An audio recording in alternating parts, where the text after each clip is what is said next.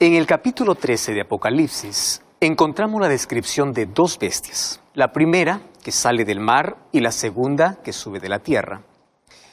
A la primera bestia se le da el poder para perseguir a los santos y a la segunda bestia se le da el poder para prohibir, o bueno, ella prohíbe comprar y vender a menos que se tenga la marca de la bestia. ¿Sabes que la palabra bestia puede ser una ofensa y hasta un insulto? Pero en profecía es un símbolo de poder. Cada vez que hablamos bestia, en profecía es poder. Y aquí se identifican dos poderes que obrarán juntos en el fin de los tiempos para poder perseguir y obligar a los seres humanos a desobedecer a Dios. Abre tu Biblia, Apocalipsis capítulo 13, versículo 1. Allí dice, vi una bestia que subía del mar. Y es interesante las características de este poder. Acompáñame allí. En el versículo 4 dice así, y adoraron al dragón que había dado autoridad a la bestia y adoraron a la bestia. Wow, significa que es un poder religioso que recibe la adoración de los seres humanos, ¿correcto? En el versículo 7 dice así, y se le permitió hacer guerra contra los santos y vencerlos. Wow. Y también se le dio poder sobre toda tribu, pueblo, lengua y nación. O sea, no solo es un poder religioso, sino también un poder político y de alcance mundial. Versículo 3 dice así, y vi una de sus cabezas como herida de muerte, pero su herida mortal fue curada y se maravilló toda la tierra y fue en pos de la bestia. Quiere decir que en un momento de la historia perdió su poder, pero ahora impone el respeto y la admiración de todo el mundo. El versículo 5 dice que se le dio boca para que hablase grandes blasfemias y arrogancias. Wow.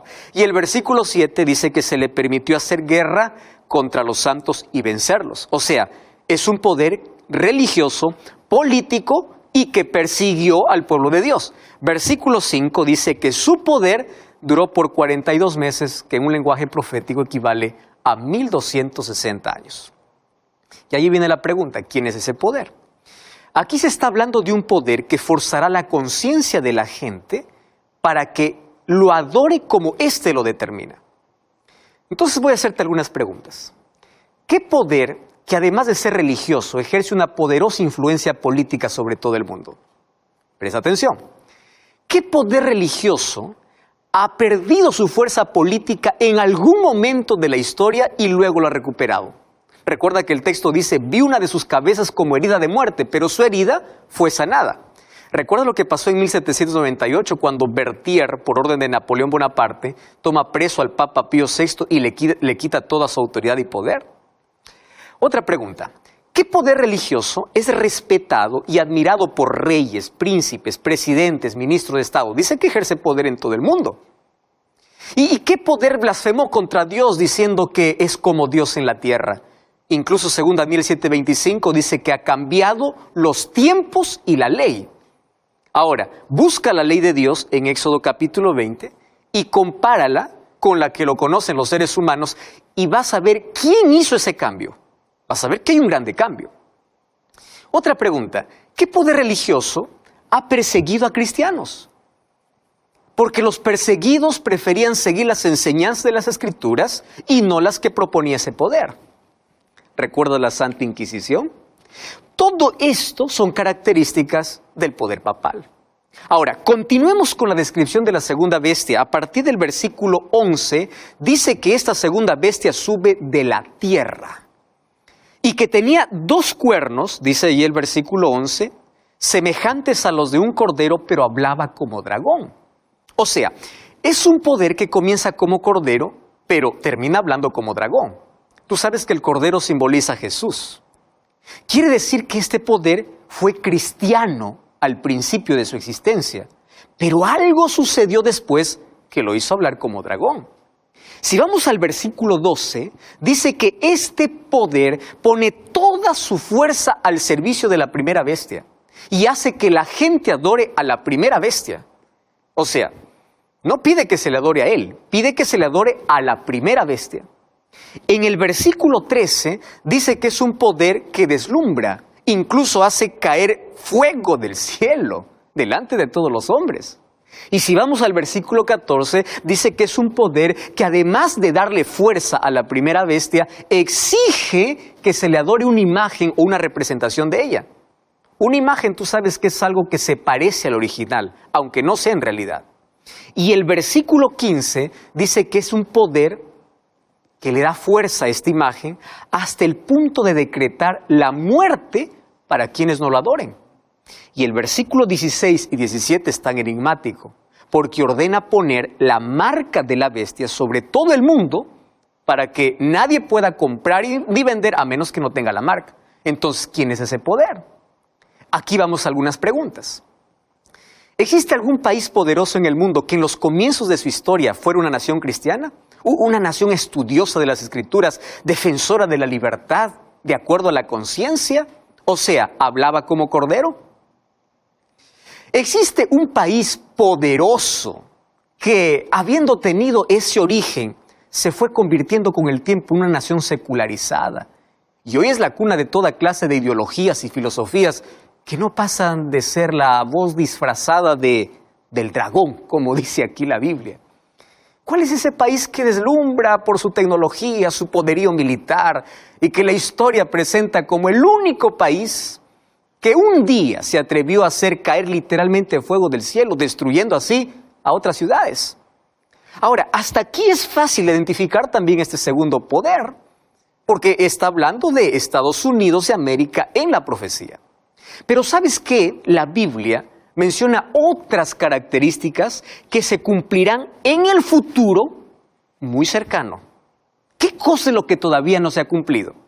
Es que este país acogerá un día de la semana como símbolo del primer poder mencionado en el capítulo 13. Y este país va a exigir que todo el mundo adore a Dios en ese día y aquellos que no lo obedezcan no podrán comprar ni vender. Y Apocalipsis capítulo 13, versículo 18 dice, aquí hay sabiduría. El que tiene entendimiento cuente el número de la bestia, pues es número de hombre, y su número es 666. Y aquí aparece este misterioso número 666 que ha producido toda clase de especulaciones. Código de barras, la vacuna, un microchip en la piel. ¿Sabes que en la Biblia el número 7 es símbolo de perfección? Dios bendijo el séptimo día de la semana y le dio el carácter sagrado. El número 7 en la Biblia aparece 323 veces y en todas ellas se refiere a Dios, a sus obras de misericordia y de juicio. El número 7 es símbolo de Dios, es símbolo de su poder, es símbolo de su gobierno. Pero el número 6 aparece 92 veces en la Biblia. Y en todas las referencias tiene que ver con el hombre, con sus obras, con su herencia, con su destino. Y la Biblia dice que el hombre fue creado en el sexto día. Y a partir de ese momento el número 6 fue el símbolo de hombre y su relación con su imperfección. Entonces aquí el número 6 es repetido 3 veces. Si el 6 es el símbolo del hombre, quiere decir que aquí existe un poder desesperado, que en su desesperado intento humano quiere alcanzar la perfección divina. Un poder que pretende ser Dios pero no lo es. Un poder que exige que los seres humanos lo adoren, pero solo es un poder humano. Y su engaño consiste en pretender que los hombres acepten lo humano como si fuera divino. Intenta tranquilizar la conciencia de los hombres, haciéndoles creer que sirven a Dios, cuando en realidad son súbditos del enemigo disfrazados de un poder religioso. Cuando nosotros vamos a Apocalipsis capítulo 7, versículo 1 al 3, encontramos que antes que los vientos de destrucción soplen sobre este mundo, los siervos de Dios serán sellados. ¿Y para qué? Para protegerlos de la furia de los castigos que caerán sobre nuestro planeta. Y es interesante notar que en Apocalipsis encontramos 2 grupos. Unos serán marcados y otros serán sellados. Mientras un poder coloca una marca en la frente y en la mano, en el capítulo 7 también se sella en la frente a los hijos de Dios. Entonces, al llegar a este punto, allí surge la pregunta, ¿qué es la marca de la bestia y cuál es el sello de Dios? Recuerda que quienes reciben el sello de Dios es para protegerlos de la destrucción. En cambio, en Apocalipsis capítulo 14, 9 y 10 dice que si alguno adora a la bestia y a su imagen y recibe la marca en su frente o en su mano, beberá del vino de la ira de Dios. Y para saber qué es la marca de la bestia es necesario identificar primero cuál es el sello de Dios, porque la marca de la bestia será contrario al sello de Dios. Un sello generalmente sirve para identificar a alguien o algo. El sello contiene un nombre, atributos, autoridad y el carácter del dueño del sello. O sea, en el sello de Dios deberíamos encontrar su nombre, su título y el fundamento de esa autoridad, que es su ley. Ahora, tras el sello de Dios está el deseo de salvar, pero tras la marca de la bestia está la intención de destruir. Tras el sello de Dios está el Padre, el Hijo y el Espíritu Santo, pero tras la marca de la bestia está el dragón, la bestia y el falso profeta, que Apocalipsis lo menciona. Cuando nosotros vamos a Ezequiel capítulo 20, versículo 20 dice así: santificad mis sábados y sean por señal entre mí y vosotros, para que sepáis que yo soy vuestro Dios. Tú podrás decir, este versículo es para el pueblo de Israel. Mas el sábado ya vimos en los programas anteriores que no es para el pueblo de Israel. Nosotros ya vimos esto en los programas anteriores, que no se trata del pueblo de Israel. Ahora, si tú te das cuenta, aquí la Biblia está hablando que hay una señal. Y esta señal es para el pueblo de Dios. El sábado no fue hecho para los judíos, sino fue hecho para toda la humanidad. Y si tú analizas la Biblia, descubrirás que en la historia Dios siempre tuvo su iglesia constituida por sus hijos que están dispuestos a obedecer su voluntad. Pero también siempre hubo seres humanos que quisieron seguir sus propios caminos y rechazaron la voz de Dios. ¿Te acuerdas de Caín y Abel? Recibieron la orden de ofrecer un cordero como sacrificio a Dios. Abel obedeció y Caín decidió hacer las cosas a su manera. O sea, Caín no se lanzó frontalmente en contra de Dios. Él ofreció un sacrificio, pero no como Dios le había ordenado, sino como a él le pareció. Ahora, al final de la historia, quienes reciben la marca de la bestia no estarán frontalmente en contra de Dios. Ellos creerán que están sirviendo a Dios, pero no como el Señor lo pidió, sino como a ellos les parece que debe ser. ¿Sabes que la característica distintiva del cristianismo consiste en aceptar a Jesús como Salvador y obedecer los mandamientos de Dios? Y uno de los aspectos importantes de esa obediencia es la observancia del sábado, como dice aquí la Biblia. Y hemos explicado esto en programas anteriores incluso. Ahora, Ezequiel dice que el sábado es la señal o es el sello, es la identificación o la marca de Dios. Tú puedes burlarte y decir que el sábado no era para Israel. No puede ser, porque el sábado se instituyó en la creación cuando no existía el pueblo de Israel. El sábado era la señal del pueblo de Dios. Ahora, el remanente espiritual de Israel es el cristianismo. Son aquellos que aceptaron a Jesús como Salvador, aceptaron su gracia, mas también son fieles y obedientes a los mandamientos de Dios.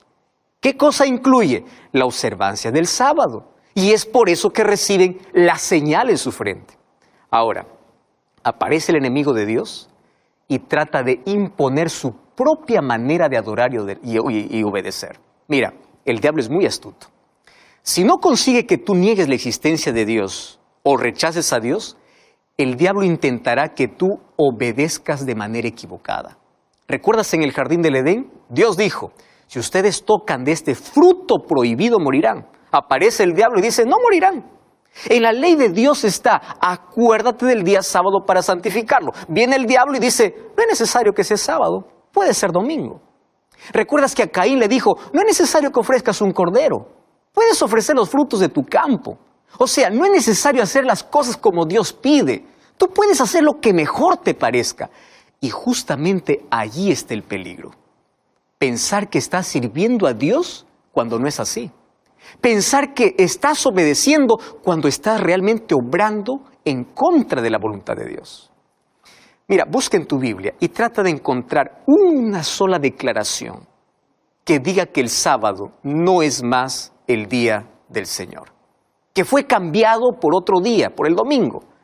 Entonces tú te preguntas, ¿por qué entonces la gente guarda otro día que no es el sábado?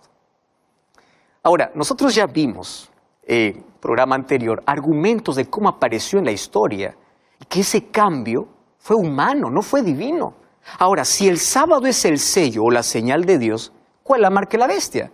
Recuerda que en Apocalipsis 13 se habla de un poder político y religioso y también de un país poderoso, diciendo a los habitantes de la tierra que hagan una imagen a la bestia. Una imagen es una representación de algo. Ahora, ¿cuál es el poder que está detrás del domingo como día de reposo? Apocalipsis capítulo 13 dice que ese poder hará que todos, chicos y grandes, ricos y pobres, se pongan la marca en la mano derecha o en la frente para que nadie pueda comprar o vender si no tiene la marca en su, o la marca en su mano, en su frente. Ahora, aquí la profecía indica que llegará el momento, un momento en la historia de este mundo, cuando los que guardan el sábado no podrán comprar ni vender. Tú podrás preguntar, esto es un delirio, esto es una fantasía. Veamos lo que pasa hoy mismo. Hoy estamos viviendo en tiempo de libertad religiosa. Tú ya viste cómo muchos jóvenes que observan el sábado no pueden rendir sus exámenes universitarios que no sea otro día cuando cae en sábado. Y eso que estamos viviendo en libertad. ¿Tú ves cuánta gente pierde el derecho a trabajar porque no le pueden dar el día sábado libre? Solo que esto no es un asunto que se limita a una cuestión acerca de sábado o domingo. El tema de fondo es obediencia y adoración.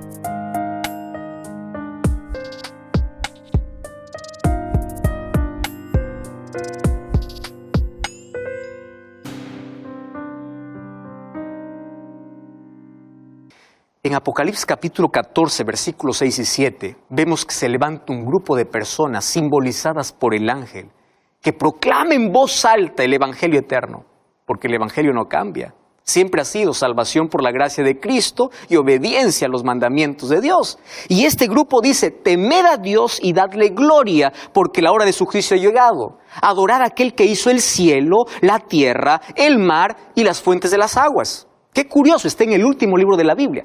Compara esto con el cuarto mandamiento. Éxodo 20:11. Dice, porque en 6 días hizo Jehová los cielos y la tierra, el mar y todas las cosas que en ellos hay, y reposó el 7º día. Por tanto, Jehová lo bendijo y lo santificó. ¿Te parece coincidencia que el último llamado que Dios hace a la humanidad contiene casi las mismas palabras que Él pronunció cuando declaró que el sábado es un día santo? Por eso es que el último llamado dice algo más. Apocalipsis capítulo 14, versículo 9 dice, si alguno adora a la bestia y a su imagen y recibe la marca en su frente o en su mano, él también beberá del vino de la ira de Dios. Pero en el capítulo 18, versículo 4 dice, salí de ella, pueblo mío, es un llamado de Dios.